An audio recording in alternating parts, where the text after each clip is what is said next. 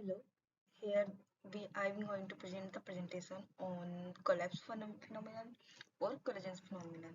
When this phenomenon occurs, the two droplets merge and form a single large droplet. The two droplets come together with the zero relative velocity, but when they combine, there may be uh, jumping velocity due to the release of surface energy. So we are going to see the effect of this phenomenon and some comparing some data from the experimental data. Here I am done the simulation on open form, and so I start. Here I am going to present problem statement, group dimension, boundary conditions, experimental observation I have get from the simulation, and the graphs based on the data I have got from the simulation. So here the problem statement, I have two water drops each with the diameter of 1 mm and placed on a superhydrophobic surface with no initial velocity. The droplets are just touching to each other and the surface. As they undergo collapse or collision phenomena, we aim to determine the jumping velocity and compare it with the experimental data. So here are the droplets. The droplet have the radius 0.5 mm or diameter 1 mm, and each droplet has no velocity about and no velocity. Okay, so here is the boundary condition. We can see um, I have given two planes as a symmetric plane conditions, so we can see that this plane and this plane are my symmetric plane, and the bottom one where the drop is kept, it has a constant alpha contact angle is 180. So and the other three rest surfaces or planes are given inlet outlet conditions. Here we can see this is the domain I am going to simulate. I have divided my domain. This is the original domain, which so I have divided this domain in the I have taken its 1/4 part to reduce the computational time in the simulation. So so why I have given this and this plane as a symmetric plane.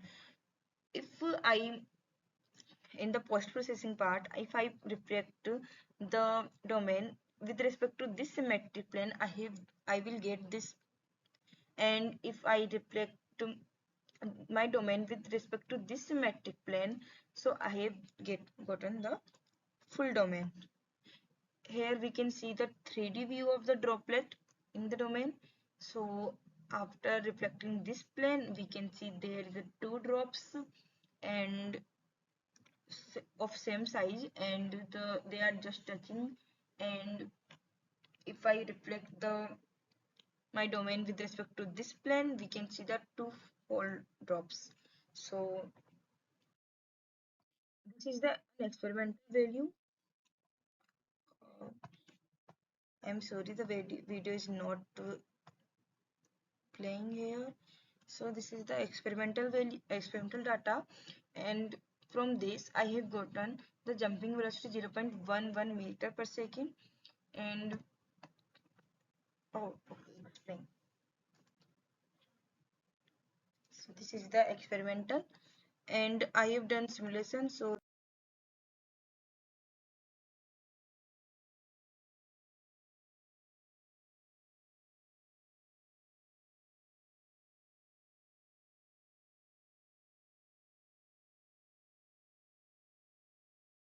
this is the simulation video.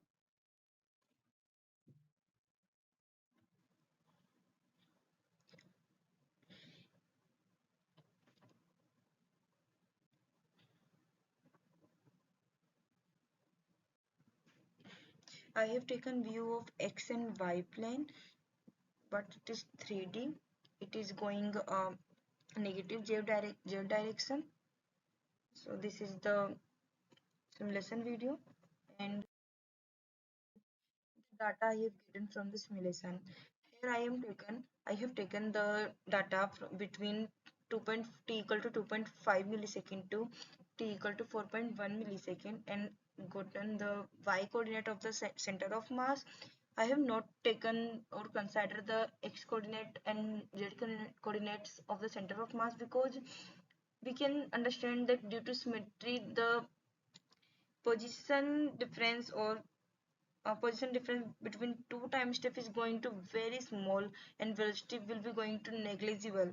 So mainly the velocity we are getting in the y direction, and I have taken these four values, t equal to 3.3 millisecond to t equal to 3.6 millisecond, and because I have getting here highest values of velocity, and I have taken these their average and compared with the experimental data.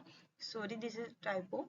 This is the experimental data which we have gotten the experimental experiments. So each is in meter per second, and I have taken percentage of my data with the experimental data, and my data is matching 79.29% of the data. And here we have plot the graph between position of COM, this is in meter, and the time which is in milliseconds, and it is going to like a straight line, but uh, gradually it is decreasing. So here we can see the velocity is easily increasing and slowly decreasing again.